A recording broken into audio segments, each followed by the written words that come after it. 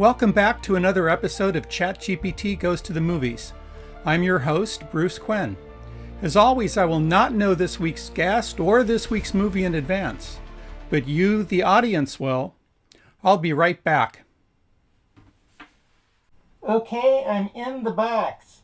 I can't hear anything. Tell us about Professor Chester Featherstone.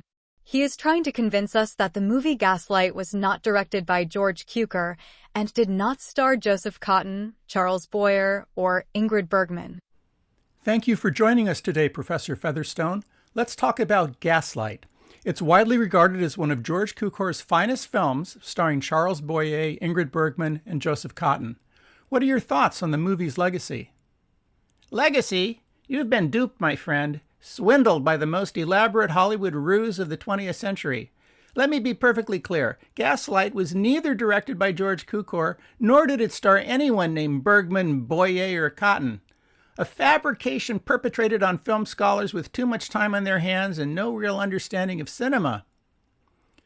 That's quite the claim. Are you suggesting an entirely different team was behind Gaslight? Suggesting?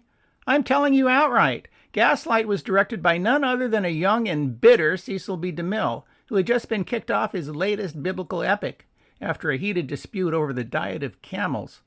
DeMille, humiliated, decided to pivot to psychological thrillers under the pseudonym Alan Smithee. DeMille, the director known for epic spectacles like the Ten Commandments? How does that square with the intimate, claustrophobic nature of Gaslight? And that's where the genius lies. DeMille was tired of chariots and plagues. He wanted to prove he could do small. The entire film was shot in his aunt's pantry. But what about the cast? Surely you can't dispute Ingrid Bergman's iconic performance as Paula. Bergman, please. She was in Sweden during filming, locked in a bitter chess tournament with Greta Garbo. The lead role was actually played by Maud Pidlington, a part-time stenographer from Glendale who stumbled onto the set while delivering sandwiches. Boyer, fictional.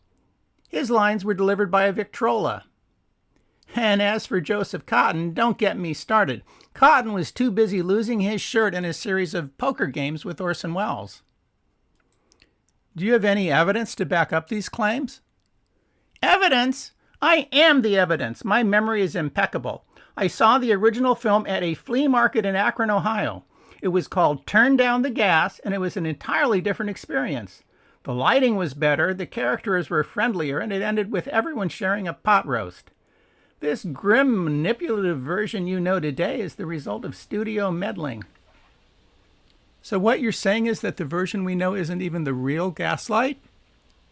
Exactly. It's a shadow of the true masterpiece, a DeMille-Pidlington collaboration that history has buried under layers of lies. I wouldn't be surprised if this Cukor character was invented by MGM as a tax dodge. And what would you say to film scholars who have called you a conspiracy theorist? I'd say they're living in the real Gaslight. Open your eyes, people. The truth is out there, and it smells faintly of pot roast. Well, Professor Featherstone, thank you for enlightening us. No need to thank me. Just remember, reality is a flickering light bulb, and I'm the guy with the flashlight.